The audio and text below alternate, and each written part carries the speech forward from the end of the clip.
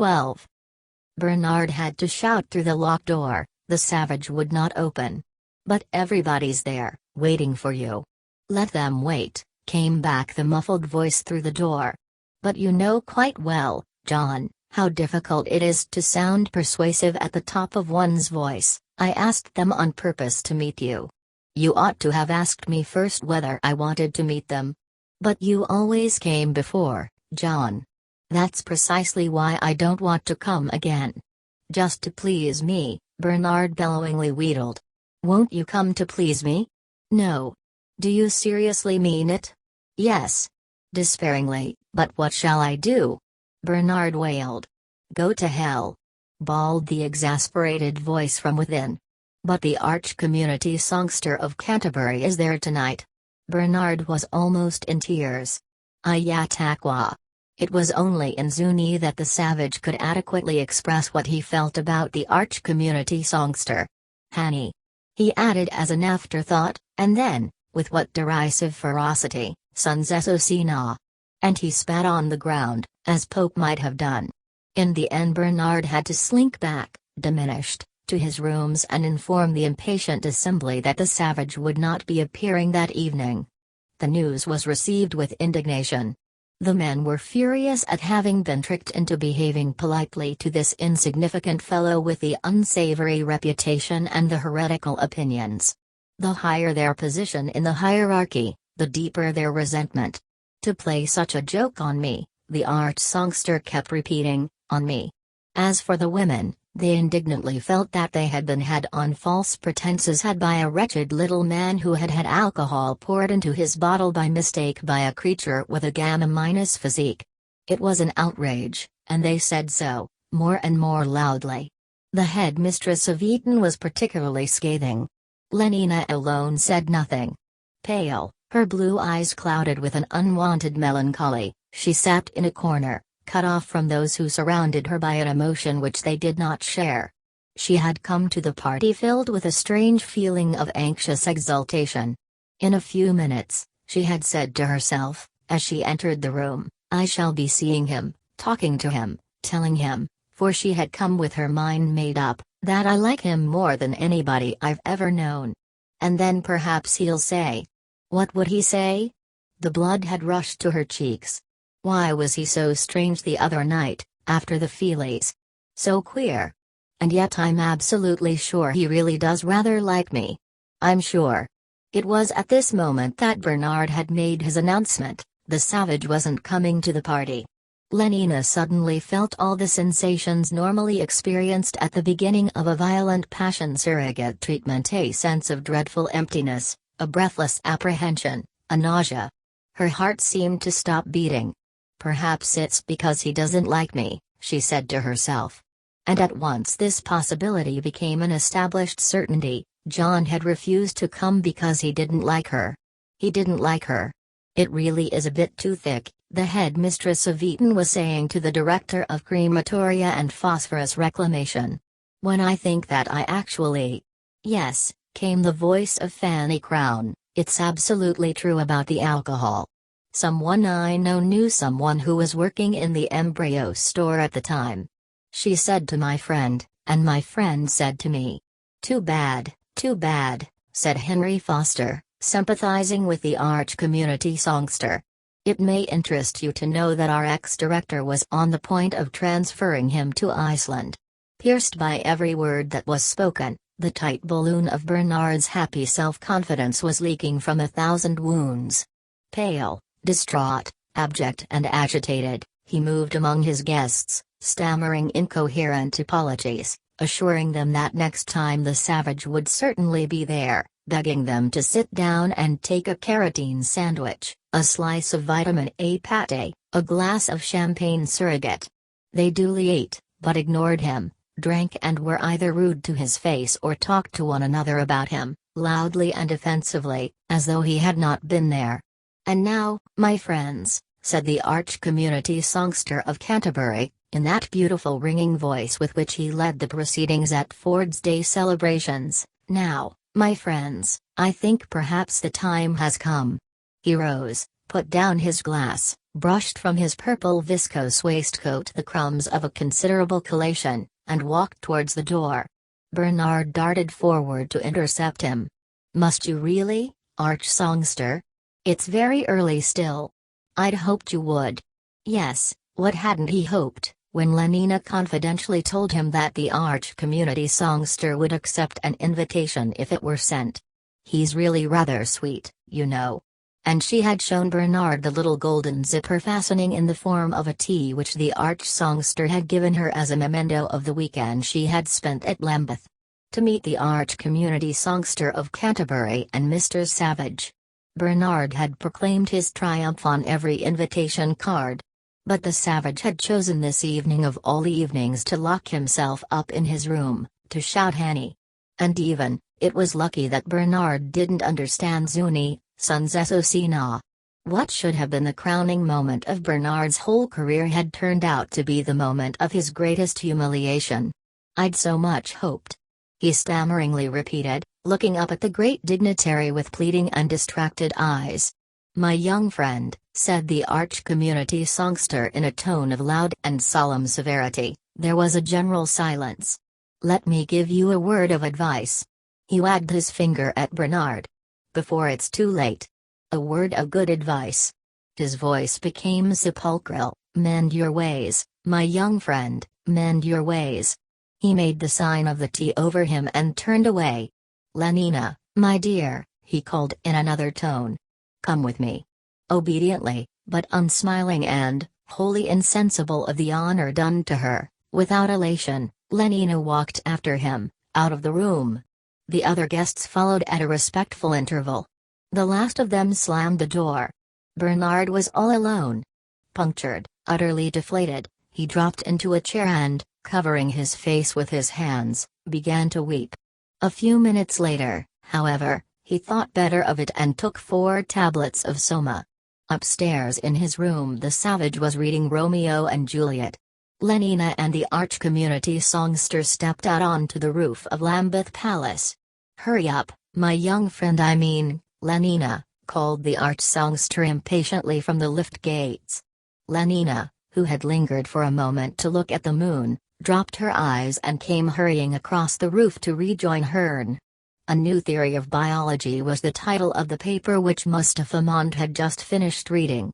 He sat for some time, meditatively frowning, then picked up his pen and wrote across the title page, "The author's mathematical treatment of the conception of purpose is novel and highly ingenious, but heretical and, so far as the present social order is concerned, dangerous and potentially subversive.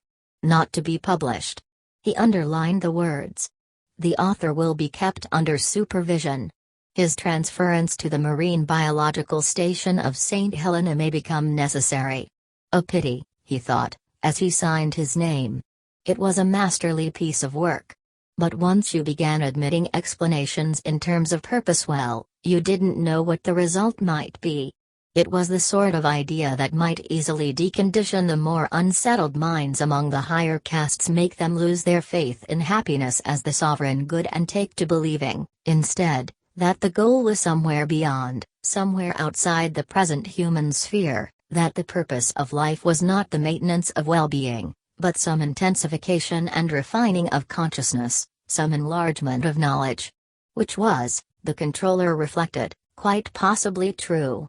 But not, in the present circumstance, admissible. He picked up his pen again, and under the words "not to be published" drew a second line, thicker and blacker than the first, then sighed. What fun it would be, he thought, if one didn't have to think about happiness.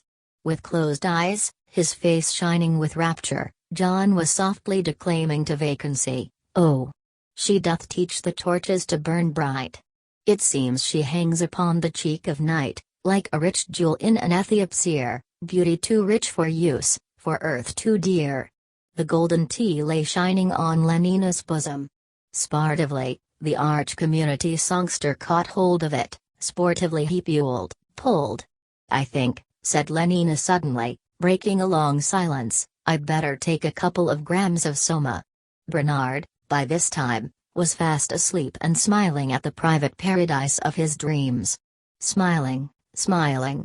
But inexorably, every 30 seconds, the minute hand of the electro clock above his bed jumped forward with an almost imperceptible click. Click, click, click, click. And it was morning. Bernard was back among the miseries of space and time. It was in the lowest spirits that he taxied across to his work at the conditioning center. The intoxication of success had evaporated, he was soberly his old self, and by contrast with the temporary balloon of these last weeks, the old self seemed unprecedentedly heavier than the surrounding atmosphere. To this deflated Bernard the Savage showed himself unexpectedly sympathetic. "You're more like what you were at Malpais," he said, when Bernard had told him his plaintive story. "Do you remember when we first talked together? Outside the little house. You're like what you were then. Because I'm unhappy again, that's why. Well, I'd rather be unhappy than have the sort of false, lying happiness you were having here." "I like that," said Bernard bitterly. "When it's you who were the cause of it all. Refusing to come to my party and so turning them all against me." He knew that what he was saying was absurd in its injustice, he admitted inwardly, and at last even aloud, the truth of all that the Savage now said about the worthlessness of friends who could be turned upon so slight a provocation into persecuting enemies. But in spite of this knowledge and these admissions, in spite of the fact that his friends' support and sympathy were now his only comfort, Bernard continued perversely to nourish, along with his quite genuine affection, a secret grievance against the Savage, to mediate a campaign of small revenges to be wreaked upon him. Nourishing a grievance against the arch-community songster was useless, there was no possibility of being revenged on the chief bottler or the assistant predestinator. As a victim, the Savage possessed, for Bernard, this enormous superiority over the others, that he was accessible. One of the principal functions of a friend is to suffer, in a milder and symbolic form, the punishments that we should like, but are unable, to inflict upon our enemies. Bernard's other victim friend was Helmholtz. When, discomfited, he came and asked once more for the friendship which, in his prosperity, he had not thought it worth his while to preserve. Helmholtz gave it, and gave it without a reproach, without a comment, as though he had forgotten that there had ever been a quarrel. Touched, Bernard felt himself at the same time humiliated by this magnanimity, a magnanimity the more extraordinary and therefore the more humiliating in that it owed nothing to Soma and everything to Helmholtz's character. It was the Helmholtz of daily life who forgot and forgave, not the Helmholtz of a half-gram holiday. Bernard was duly grateful, it was an enormous comfort to have his friend again, and also duly resentful. It would be pleasure to take some revenge on Helmholtz for his generosity. At their first meeting after the estrangement, Bernard poured out the tale of his miseries and accepted consolation.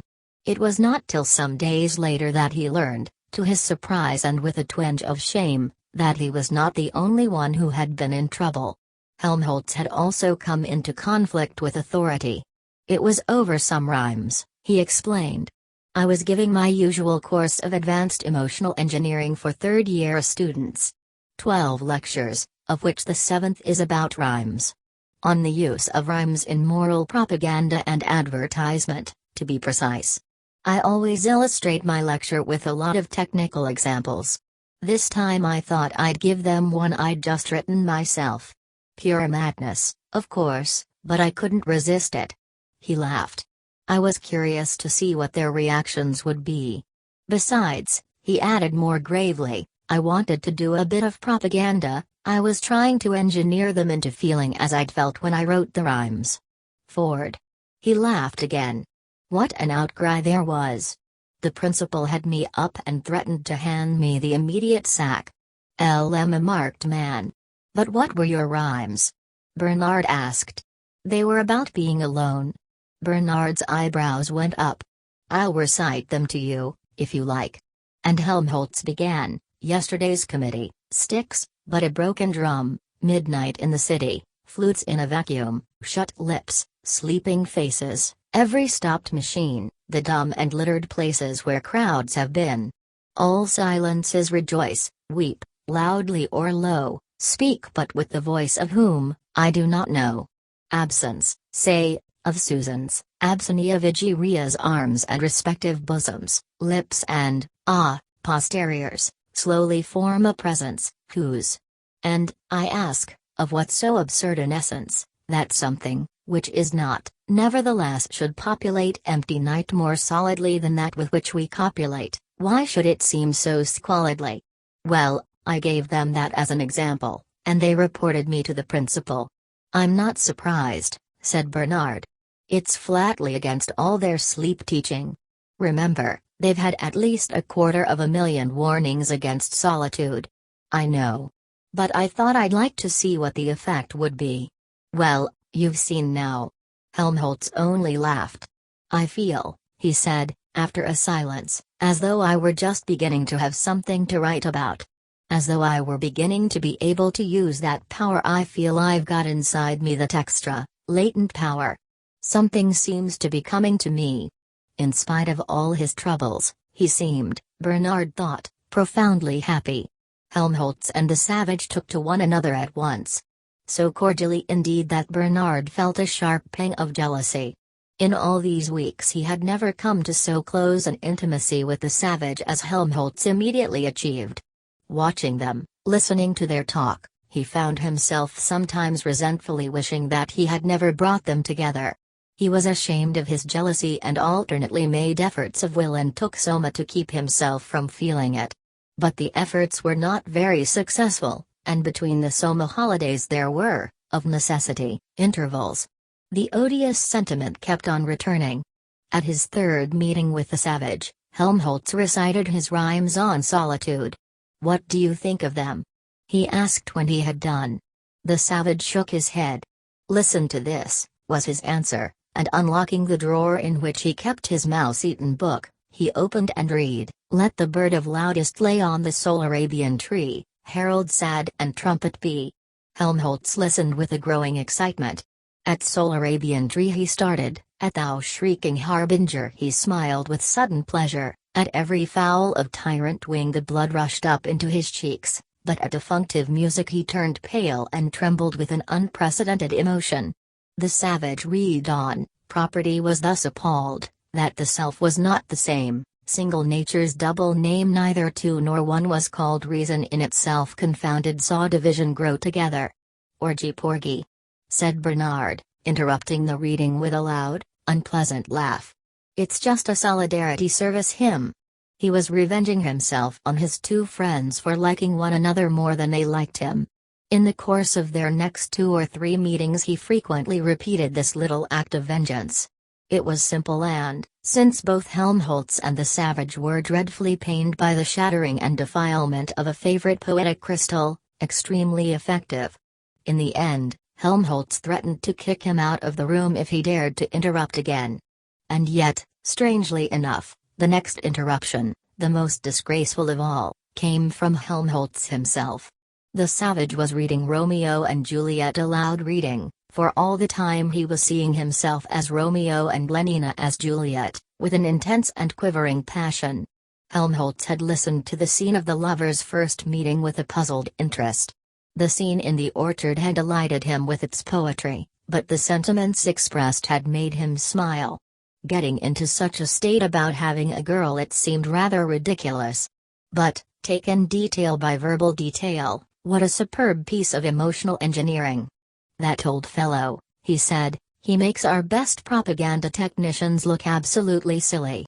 The savage smiled triumphantly and resumed his reading. All went tolerably well until, in the last scene of the third act, Capulet and Lady Capulet began to bully Juliet to marry Paris. Helmholtz had been restless throughout the entire scene, but when, pathetically mimed by the savage, Juliet cried out, Is there no pity sitting in the clouds, that sees into the bottom of my grief? O sweet my mother, cast me not away, delay this marriage for a month, a week, or, if you do not, make the bridal bed in that dim monument where Tybalt lies. When Juliet said this, Helmholtz broke out in an explosion of uncontrollable guffawing. The mother and father, grotesque obscenity, forcing the daughter to have someone she didn't want. And the idiotic girl not saying that she was having someone else whom, for the moment, at any rate, she preferred. In its smutty absurdity, the situation was irresistibly comical. He had managed, with a heroic effort, to hold down the mounting pressure of his hilarity, but sweet mother, in the savage's tremulous tone of anguish, and the reference to Tybalt lying dead, but evidently uncremated and wasting his phosphorus on a dim monument, were too much for him. He laughed and laughed till the tears streamed down his face, quenchlessly laughed while, pale with a sense of outrage, the savage looked at him over the top of his book and then, as the laughter still continued, closed it indignantly, got up and, with the gesture of one who removes his pearl from before swine, locked it away in its drawer. "And yet," said Helmholtz when, having recovered breath enough to apologize, he had mollified the savage into listening to his explanations, "I know quite well that one needs ridiculous, mad situations like that, one can't write really well about anything else. Why was that old fellow such a marvelous propaganda technician? Because he had so many insane, excruciating things to get excited about. You've got to be hurt and upset, otherwise you can't think of the really good, penetrating, X-rayish phrases. But fathers and mothers." He shook his head. "You can't expect me to keep a straight face about fathers and mothers. And who's going to get excited about a boy having a girl or not having her?" The savage winced, but Helmholtz, who was staring pensively at the floor, saw nothing. "No," he concluded, with a sigh, "it won't do. We need some other kind of madness and violence." "But what? What? Where can one find it?" He was silent, then, shaking his head, "I don't know," he said at last, "I don't know." 13. Henry Foster loomed up through the twilight of the embryo store. "Like to come to a feelie this evening?" Lenina shook her head without speaking. "Going out with someone else?" It interested him to know which of his friends was being had by which other. "Is it Benito?" he questioned. She shook her head again. Henry detected the weariness in those purple eyes, the pallor beneath that glaze of lupus, the sadness at the corners of the unsmiling crimson mouth. "You're not feeling ill, are you?" he asked, a trifle anxiously, afraid that she might be suffering from one of the few remaining infectious diseases. Yet once more Lenina shook her head. "Anyhow, you ought to go and see the doctor," said Henry. "A doctor a day keeps the jam-jams away," he added heartily, driving home his hypnopedic adage with a clap on the shoulder. "Perhaps you need a pregnancy substitute," he suggested. "Or else an extra strong VPS treatment. Sometimes, you know, the standard passion surrogate isn't quite."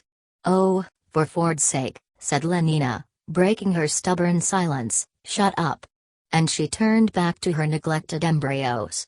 A VPS treatment indeed.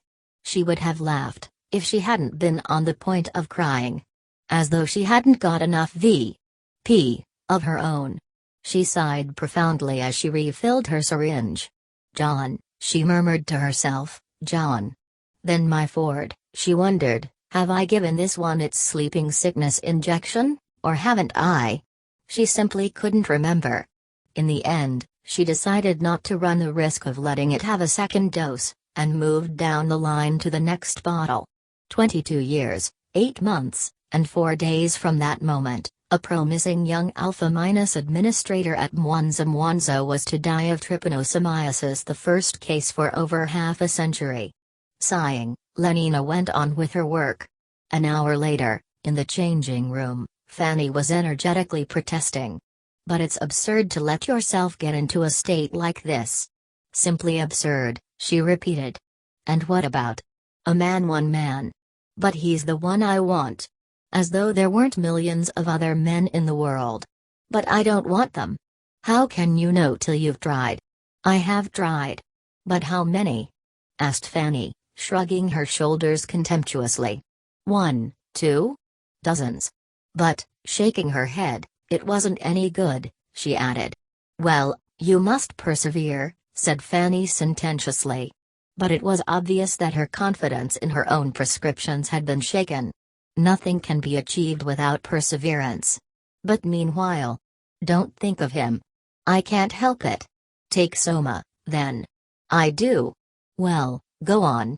But in the intervals I still like him. I shall always like him. Well, if that's the case, said Fanny, with decision, why don't you just go and take him? Whether he wants it or no. But if you knew how terribly queer he was. All the more reason for taking a firm line. It's all very well to say that. Don't stand any nonsense. Act. Fanny's voice was a trumpet. She might have been a YWFA lecturer giving an evening talk to adolescent beta-minuses. Yes, act at once. Do it now. I'd be scared, said Lenina. Well, you've only got to take half a gram of soma first. And now I'm going to have my bath. She marched off, trailing her towel. The bell rang, and the savage, who was impatiently hoping that Helmholtz would come that afternoon, for having at last made up his mind to talk to Helmholtz about Lenina, he could not bear to postpone his confidences a moment longer, jumped up and ran to the door. I had a premonition it was you, Helmholtz, he shouted as he opened. On the threshold, in a white acetate satin sailor suit, and with a round white cap rakishly tilted over her left ear, stood Lenina. Oh! Said the savage, as though someone had struck him a heavy blow. Half a gram had been enough to make Lenina forget her fears and her embarrassments. Hello, John, she said, smiling, and walked past him into the room. Automatically he closed the door and followed her. Lenina sat down. There was a long silence. You don't seem very glad to see me, John, she said at last. Not glad? The savage looked at her reproachfully, then suddenly fell on his knees before her and, taking Lenina's hand, reverently kissed it. Not glad? Oh, if you only knew, he whispered and, venturing to raise his eyes to her face, admired Lenina, he went on, indeed the top of admiration, worth what's dearest in the world. She smiled at him with a luscious tenderness. Oh, you so perfect, she was leaning towards him with parted lips, so perfect and so peerless are created, nearer and nearer, of every creature's best. Still nearer. The savage suddenly scrambled to his feet. That's why, he said speaking with averted face, I wanted to do something first. I mean, to show I was worthy of you. Not that I could ever really be that. But at any rate to show I wasn't absolutely unworthy. I wanted to do something. Why should you think it necessary? Lenina began, but left the sentence unfinished. There was a note of irritation in her voice.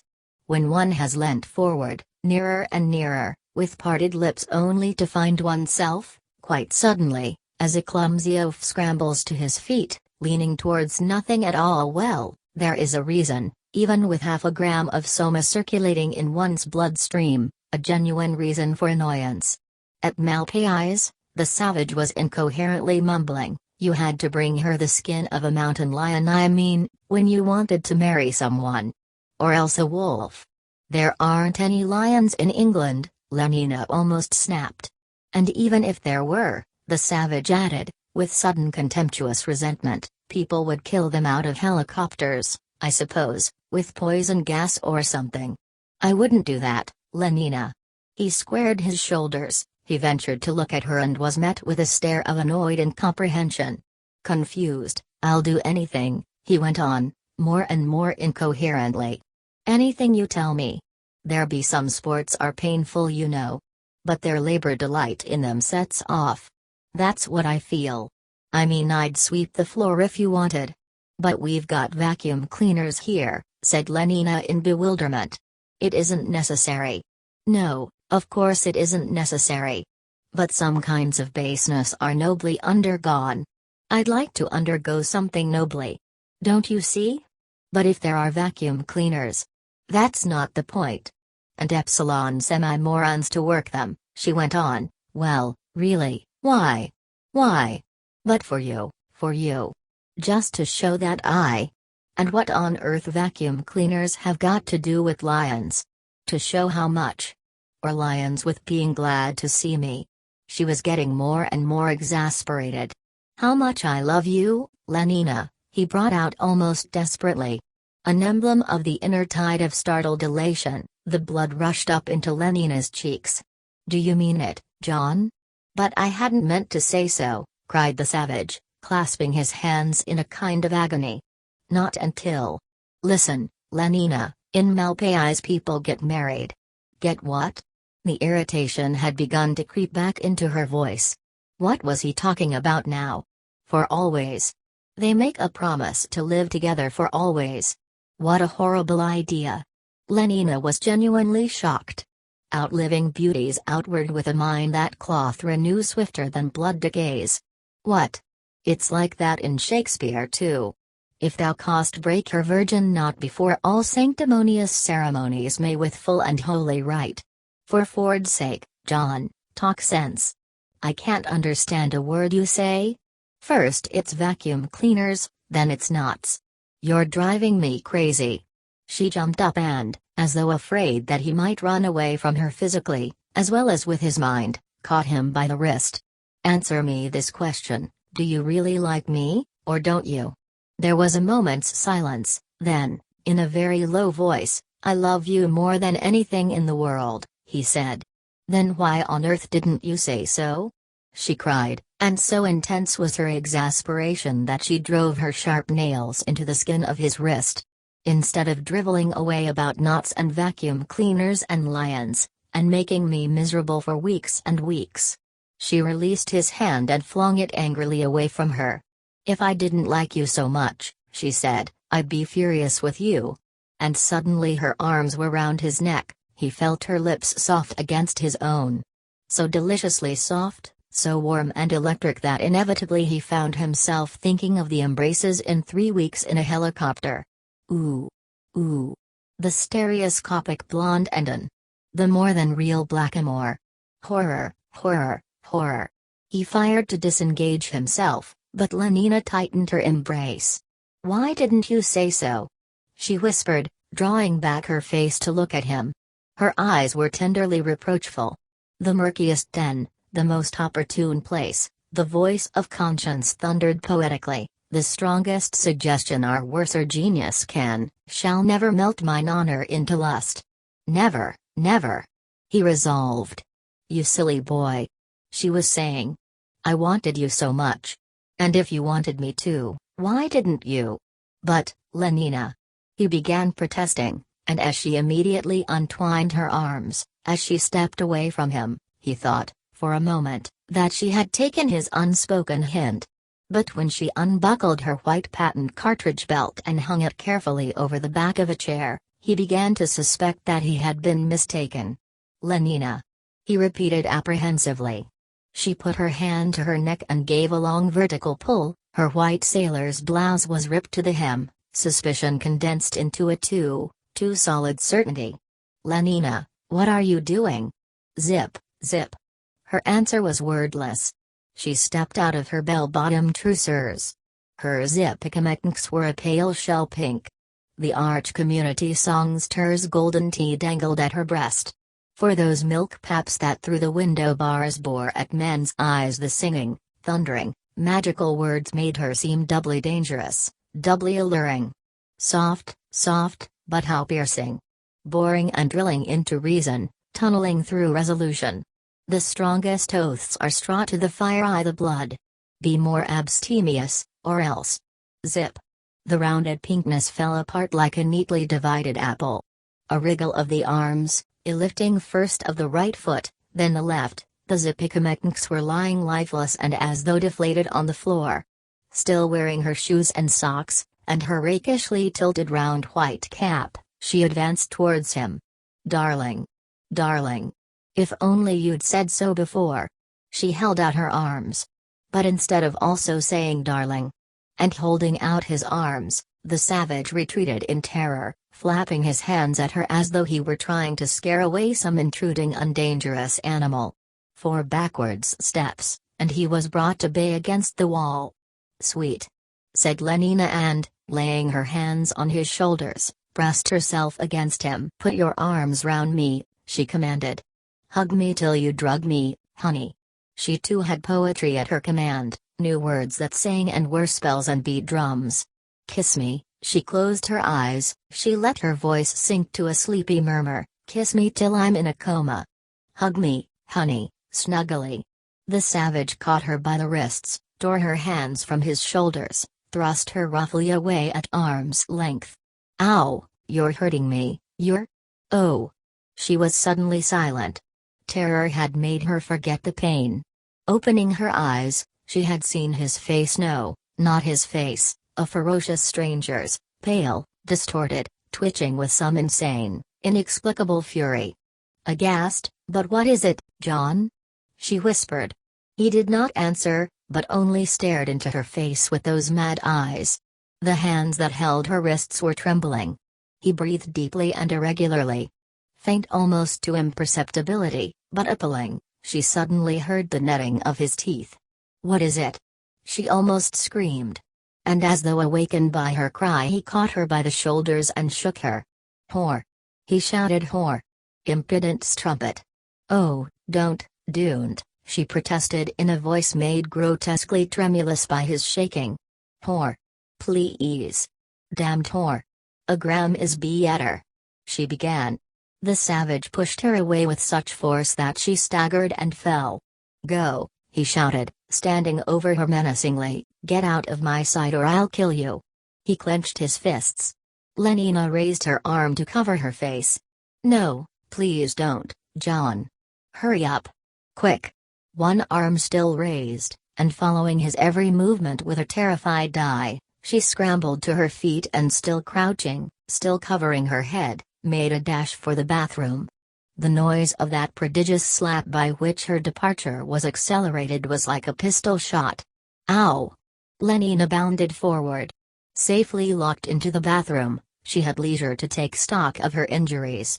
Standing with her back to the mirror, she twisted her head. Looking over her left shoulder, she could see the imprint of an open hand standing out distinct and crimson on the pearly flesh. Gingerly she rubbed the wounded spot. Outside, in the other room, the savage was striding up and down, marching to the drums and music of magical words. "The wren goes tot and the small gilded fly does lecher in my sight." Maddeningly they rumbled in his ears. "The fitchew nor the soiled horse goes tot with a more riotous appetite. Down from the waist they are centaurs, the women all above. But to the girdle do the gods inherit. Beneath is all the fiends. There's hell, there's darkness, there is the sulphurous pit, burning scalding, stench, consumption, fie, pain. Give me an ounce of civet, good apothecary, to sweeten my imagination. John," ventured a small ingratiating voice from the bathroom. "John. O thou weed, who are so lovely fair and smell'st so sweet that the sense aches at thee. Was this most goodly book made to write whore upon? Heaven stops the nose at it." But her perfume still hung about him, his jacket was white with the powder that had scented her velvety body. Impudent strumpet, impudent strumpet, impudent strumpet. The inexorable rhythm beat itself out. Impudent. "John, do you think I might have my clothes?" He picked up the bell-bottomed trousers, the blouse, the zippicamex. "Open," he ordered, kicking the door. "No, I won't." The voice was frightened and defiant. "Well, how do you expect me to give them to you? Push them through the ventilator over the door." He did what she suggested and returned to his uneasy pacing of the room. Impudent strumpet, impudent strumpet. The devil luxury with his fat rump and potato finger. "John." He would not answer. Fat rump and potato finger. "John." "What is it?" he asked gruffly. "I wonder if you'd mind giving me my Malthusian belt." Lenina sat, listening to the footsteps in the other room, wondering, as she listened, how long he was likely to go tramping up and down like that, whether she would have to wait until he left the flat, or if it would be safe, after allowing his madness a reasonable time to subside, to open the bathroom door and make a dash for it. She was interrupted in the midst of these uneasy speculations by the sound of the telephone bell ringing in the other room. Abruptly the tramping ceased. She heard the voice of the savage parleying with silence. "Hello, yes, if I do not usurp myself, I am, yes, didn't you hear me say so? Mr. Savage speaking, what? Who's ill? Of course it interests me, but is it serious? Is she really bad? I'll go at once, Not in her rooms anymore? Where has she been taken? Oh, my God. What's the address? 3 Park Lane, is that it? 3? Thanks.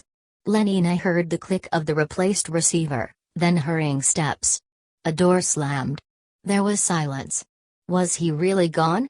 With an infinity of precautions, she opened the door a quarter of an inch, peeped through the crack, was encouraged by the view of emptiness, opened a little further, and put her whole head out, finally tiptoed into the room, stood for a few seconds with strongly beating heart, listening, then darted to the front door, opened, slipped through, slammed, ran.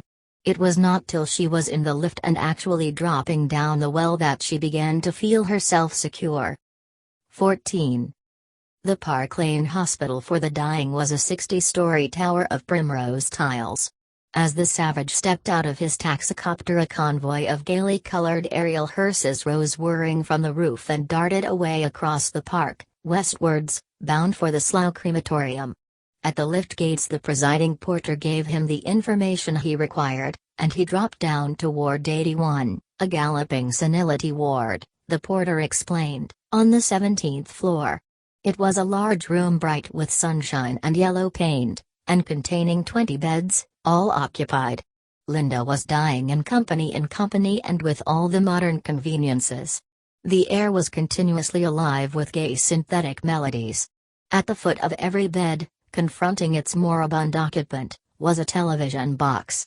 Television was left on, a running tap, from morning till night. Every quarter of an hour the prevailing perfume of the room was automatically changed. "We try," explained the nurse, who had taken charge of the savage at the door, "we try to create a thoroughly pleasant atmosphere here, something between a first-class hotel and a feely palace, if you take my meaning." "Where is she?" asked the savage, ignoring these polite explanations. The nurse was offended. "You are in a hurry," she said. "Is there any hope?"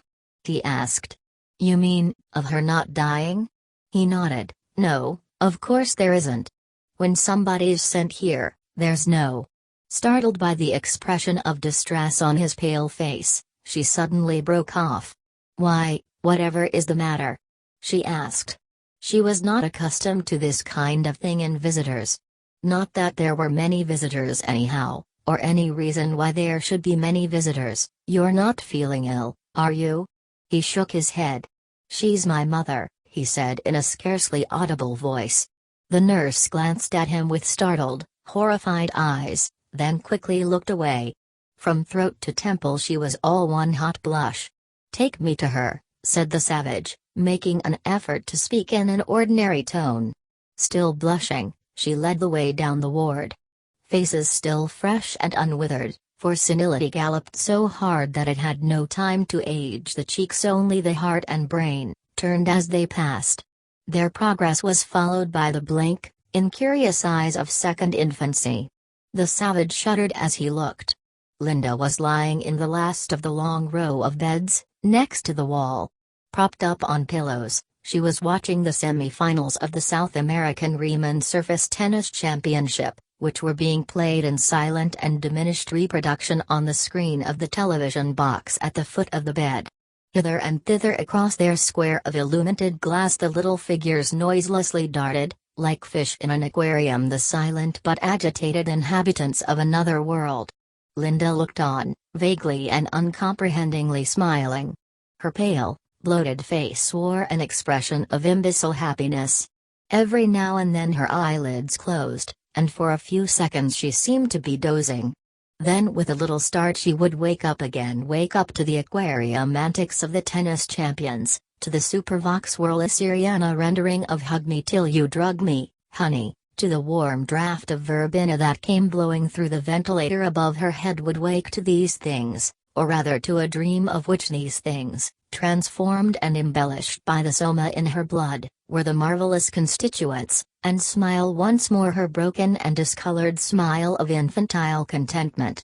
"Well, I must go," said the nurse. "I've got my batch of children coming. Besides, there's number 3. She pointed up the ward. "Might go off any minute now. Well, make yourself comfortable." She walked briskly away. The savage sat down beside the bed. "Linda," he whispered, taking her hand. At the sound of her name, she turned. Her vague eyes brightened with recognition. She squeezed his hand, she smiled, her lips moved, then quite suddenly her head fell forward. She was asleep. He sat watching her, seeking through the tired flesh, seeking and finding that young, bright face which had stooped over his childhood in Malpais eyes, remembering, and he closed his eyes, her voice, her movements, all the events of their life together. Streptococcus to Banbury tea. How beautiful her singing had been! And those childish rhymes, how magically strange and mysterious. A, B, C, vitamin D, the fats in the liver, the cods in the sea. He felt the hot tears welling up behind his eyelids as he recalled the words and Linda's voice as she repeated them. And then the reading lessons, the tot is in the pot, the cat is on the mat, and the elementary instructions for beta workers in the embryo store. And long evenings by the fire hour, in summertime, on the roof of the little house, when she told him those stories about the other place, outside the reservation, that beautiful, beautiful other place, whose memory, as of a heaven, a paradise of goodness and loveliness, he still kept whole and intact, undefiled by contact with the reality of this real London, these actual civilized men and women. A sudden noise of shrill voices made him open his eyes and, after hastily brushing away the tears, look round. What seemed an interminable stream of identical 8-year-old male twins was pouring into the room. Twin after twin, twin after twin, they came a nightmare. Their faces, their repeated face, for there was only one between the lot of them, pushly stared, all nostrils and pale goggling eyes. Their uniform was khaki. All their mouths hung open. Squealing and chattering they entered. In a moment, it seemed, the ward was maggoty with them. They swarmed between the beds, clambered over, crawled under, peeped into the television boxes, made faces at the patients. Linda astonished and rather alarmed them. A group stood clustered at the foot of her bed, staring with the frightened and stupid curiosity of animals suddenly confronted by the unknown. "Oh, look, look!" They spoke in low, scared voices. "Whatever is the matter with her? Why is she so fat?" They had never seen a face like hers before, had never seen a face that was not youthful and taut-skinned, a body that had ceased to be slim and upright. All these moribund sexagenarians had the appearance of childish girls. At 44, Linda seemed, by contrast, a monster of flaccid undistorted senility. "Isn't she awful?" came the whispered comments. "Look at her teeth." Suddenly from under the bed a pug-faced twin popped up between John's chair and the wall, and began peering into Linda's sleeping face. "I say," he began, but the sentence ended prematurely in a squeal. The savage had seized him by the collar, lifted him clear over the chair and, with a smart box on the ears, sent him howling away. His yells brought the head nurse hurrying to the rescue. "What have you been doing to him?" she demanded fiercely. "I won't have you striking the children." "Well then, keep them away from this bed." The savage's voice was trembling with indignation. "What are these filthy little brats doing here at all? It's disgraceful." "Disgraceful? But what do you mean?" "They're being death conditioned. And I tell you," she warned him truculently, "if I have any more of your interference with their conditioning, I'll send for the porters and have you thrown out." The savage rose to his feet and took a couple of steps towards her. His movements and the expression on his face were so menacing that the nurse fell back in terror. With a great effort he checked himself and, without speaking, turned away and sat down again by the bed. Reassured, but with a dignity that was a trifle shrill and uncertain, "I've warned you," said the nurse. "I've warned you," said the nurse, "so mind." Still, she led the two inquisitive twins away and made them join in the game of Hunt the Zipper, which had been organized by one of her colleagues at the other end of the room. "Run along now and have your cup of caffeine solution, dear," she said to the other nurse. The exercise of authority restored her confidence, made her feel better. "Now children," she called. Linda had stirred uneasily, had opened her eyes for a moment, looked vaguely around, and then once more dropped off to sleep. Sitting beside her, the savage tried hard to recapture his mood of a few minutes before. A, B, C, vitamin D, he repeated to himself, as though the words were a spell that would restore the dead past to life. But the spell was ineffective.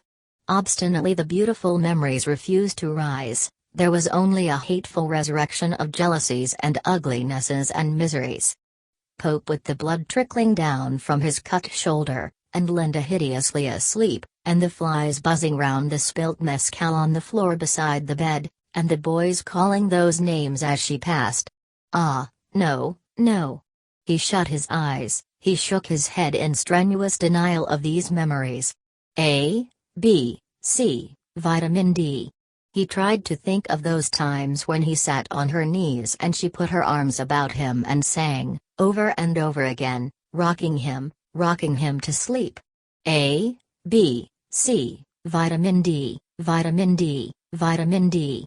The supervox whirl at Syriana had risen to a sobbing crescendo, and suddenly the verb inna gave place, in the scent circulating system, to an intense patchouli.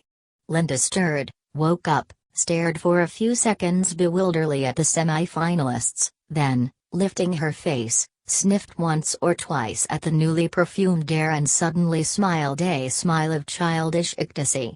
"Pope," she murmured, and closed her eyes. "Oh, I do so like it, I do." She sighed and let herself sink back into the pillows. "But, Linda," the savage spoke imploringly, "don't you know me?" He had tried so hard, had done his very best, why wouldn't she allow him to forget? He squeezed her limp hand almost with violence, as though he would force her to come back from this dream of ignoble pleasures, from these base and hateful memories back into the present, back into reality, the appalling present, the awful reality but sublime, but significant, but desperately important precisely because of the immense of that which made them so fearful. "Don't you know me, Linda?" He felt the faint answering pressure of her hand. The tears started into his eyes. He bent over her and kissed her. Her lips moved. "Pope," she whispered again, and it was as though he had had a pailful of ordure thrown in his face. Anger suddenly boiled up in him. Balked for the second time, the passion of his grief had found another outlet, was transformed into a passion of agonized rage. "But I'm John," he shouted. "I'm John." And in his furious misery he actually caught her by the shoulder and shook her. Linda's eyes fluttered open, she saw him, knew him John inverted exclamation mark but situated the real face, the real and violent hands, in an imaginary world among the inward and private equivalents of patchouli and the super-Wurlitzer, among the transfigured memories and the strangely transposed sensations that constituted the universe of her dream. She knew him for John, her son, but fancied him an intruder into that paradisal Malpais where she had been spending her summer holiday with Pope. He was angry because she liked Pope, he was shaking her because Pope was there in the bed as though there were something wrong, as though all civilized people didn't do the same. Everyone belongs to every. Her voice suddenly died into an almost inaudible breathless croaking. Her mouth fell open, she made a desperate effort to fill her lungs with air. But it was as though she had forgotten how to breathe. She tried to cry out but no sound came, only the terror of her staring eyes revealed what she was suffering. Her hands went to her throat, then clawed at the air she could no longer breathe, the air that, for her, had ceased to exist. The savage was on his feet, bent over her. "What is it, Linda? What is it?" His voice was imploring, it was as though he were begging to be reassured. The look she gave him was charged with an unspeakable terror and, it seemed to him, reproach. She tried to raise herself in bed, but fell back onto the pillows. Her face was horribly distorted, her lips blue. The savage turned and ran up the ward. "Quick, quick!" he shouted. "Quick!" Standing in the center of a ring of zipper hunting twins, the head nurse looked round. The first moment's astonishment gave place almost instantly to disapproval. "Don't shout. Think of the little ones," she said, frowning. "You might decondition." "But what are you doing?" He had broken through the ring. "Be careful!" a child was yelling. "Quick, quick!" He caught her by the sleeve, dragged her after him. "Quick! Something's happened. I've killed her." By the time they were back at the end of the ward, Linda was dead. The savage stood for a moment in frozen silence, then fell on his knees beside the bed and, covering his face with his hands, sobbed uncontrollably. The nurse stood irresolute, looking now at the kneeling figure by the bed, the scandalous exhibition, and now, poor children, at the twins who had stopped their hunting of the zipper and were staring from the other end of the ward, staring with all their eyes and nostrils at the shocking scene that was being enacted round bed 20. Should she speak to him? Try to bring him back to a sense of decency? Remind him of where he was? Of what fatal mischief he might do to these poor innocents? Undoing all their wholesome death conditioning with this disgusting outcry, as though death were something terrible, as though anyone mattered as much as all that. It might give them the most disastrous ideas about the subject, might upset them into reacting in the entirely wrong, the utterly antisocial way. She stepped forward, she touched him on the shoulder. "Can't you behave?" she said in a low, angry voice. But, looking around, she saw that half a dozen twins were already on their feet and advancing down the ward. The circle was disintegrating. In another moment. No, the risk was too great, the whole group might be put back 6 or 7 months in its conditioning. She hurried back towards her menaced charges. "Now, who wants a chocolate eclair?" she asked in a loud, cheerful tone. "Me!" yelled the entire Bokanovsky group in chorus. Bed 20 was completely forgotten. "Oh, God, God, God!" the savage kept repeating to himself. In the chaos of grief and remorse that filled his mind, it was the one articulate word. "God." He whispered it aloud. "God." "Whatever is he saying?" said a voice, very near, distinct and shrill through the warblings of the super Wurlitzer. The savage violently started and, uncovering his face, looked round. 5 khaki twins, each with the stump of a long eclair in his right hand, and their identical faces variously smeared with liquid chocolate, were standing in a row, polygoggling at him. They met his eyes and simultaneously grinned. One of them pointed with his eclair butt. "Is she dead?" he asked. The savage stared at them for a moment in silence. Then in silence he rose to his feet, in silence slowly walked towards the door. "Is she dead?" repeated the inquisitive twin trotting at his side. The savage looked down at him and still without speaking pushed him away. The twin fell on the floor and at once began to howl. The savage did not even look round.